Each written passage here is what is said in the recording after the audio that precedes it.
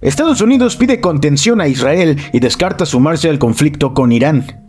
El gobierno del presidente Joe Biden dejó claro que Estados Unidos no se sumará a Israel si el gobierno de Benjamin Netanyahu decide actuar militarmente contra Irán tras los ataques del sábado, pero especificó que si los iraníes atacan alguna instalación estadounidense, habría una respuesta. Estamos comprometidos a defender a Israel, pero no seríamos parte de ninguna de las respuestas que decida tomar. Esta es una política consistente entre los líderes, dijo un alto funcionario militar estadounidense en una llamada con periodistas. No obstante, según reporta EFE, de acuerdo a funcionarios estadounidenses que no revelaron su nombre, Biden le dejó muy claro al primer ministro israelí Benjamin Netanyahu que hay que pensar cuidadosa y estratégicamente sobre los riesgos de una escalada en el conflicto. Los funcionarios del Departamento de Defensa y del Consejo de Seguridad de la Casa Blanca ofrecieron detalles sobre el ataque de Irán y destacaron la respuesta israelí.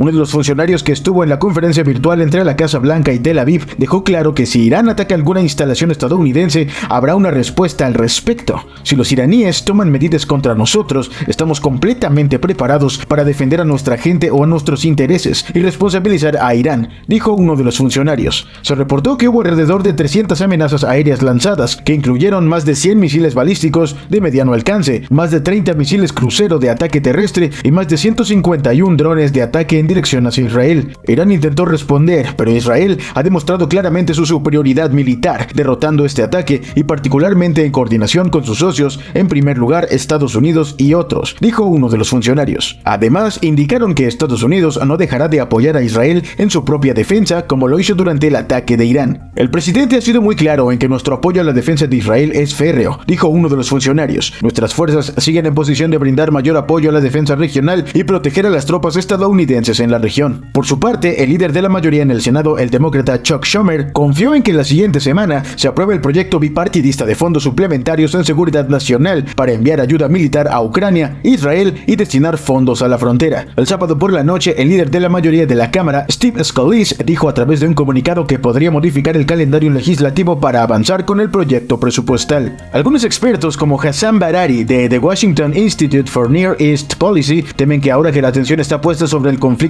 Irán-Israel, las ofensivas sobre la devastada Gaza, donde han perdido la vida más de 34,000 civiles palestinos, se intensifiquen.